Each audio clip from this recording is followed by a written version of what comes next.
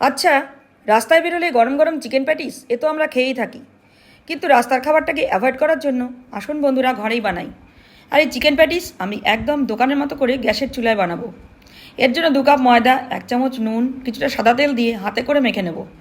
যখন দেখবেন মেখে মেখে এরকম মুঠো মুঠো করা যাচ্ছে তখন বুঝবেন ময়াম ঠিক হয়েছে। এবার অল্প অল্প করে জল দিয়ে হাত দিয়ে মেখে মেখে একটা ডো বানাতে হবে। এরকম ডো বানাতে হবে, না খুব শক্ত না খুব নরম। এবার কিছুক্ষণ তাকে রেস্টে রাখবো। ততক্ষণ প্যাটিসের পুরটা বানিয়ে নেব। কড়াইতে সাদা তেল গরম করে ছোট করে কাটা আলু ভেজে নেব। একটু কিছুটা ভাজা হলে একটু আদা রসুন কাঁচা লঙ্কার পেস্ট দেবো। সেটাও একটু ভাজা হলে একটু হলুদ, একটু নুন, সামান্য চিনি দিয়ে নেড়ে চেড়ে চিকেনের সিদ্ধ কিমাটা দিয়ে দেবো। কিছুটা পেঁয়াজ কুচি দেবো। চিকেন প্যাটিসের পুরে পেঁয়াজটা ভাজা হবে না, সিদ্ধ করতে হবে। এবার গ্যাস কমিয়ে একটু ঢাকা দেবো। ঢাকা তুলে যখন দেখবো সব সিদ্ধ সিদ্ধ হয়ে গেছে তখন একে একে গোলমরিচের গুঁড়ো, গরম মশলার গুঁড়ো, টমেটো সস দিয়ে ভালো করে নেড়ে চেড়ে এইরকম যখন মাখা মাখা হবে তখন নামিয়ে দেবো। এবার তাকে ঠান্ডা করতে দেবো। পুরটা যতক্ষণ ঠান্ডা হয় তখন একটা মিশ্রণ করে নেব।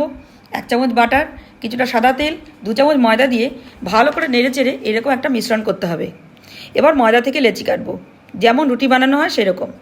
এবার একটু করে কর্নফ্লাওয়ার দিয়ে খুব পাতলা করে বেলতে হবে। দেখুন কতটা পাতলা হয়েছে। এভাবে 6টাই বেলে নেব। একটা করে রুটি দিয়ে তারপর ঘোলটা লাগিয়ে নেব। তারপর আরেকটা রুটি দেবো, তারপর আবার মিশ্রণটা লেপে দেবো। এইভাবে সবকটা রুটিতেই মিশ্রণ লেপে দেবো। ধীরে ধীরে রোল করতে হবে, আমি যেমন দেখাচ্ছি। এবার ঢাকা দিয়ে সেট করতে দেবো আধ ঘন্টার মতন। ঢাকা তুলে 3টে পিস করব। ধারগুলো একটু কেটে নেব। 3টে লেচি বানাবো। একটা লেচি বেলবো বেশ মোটা করে। ছুরি দিয়ে ধারটা কেটে কেটে সমান করে দেবো।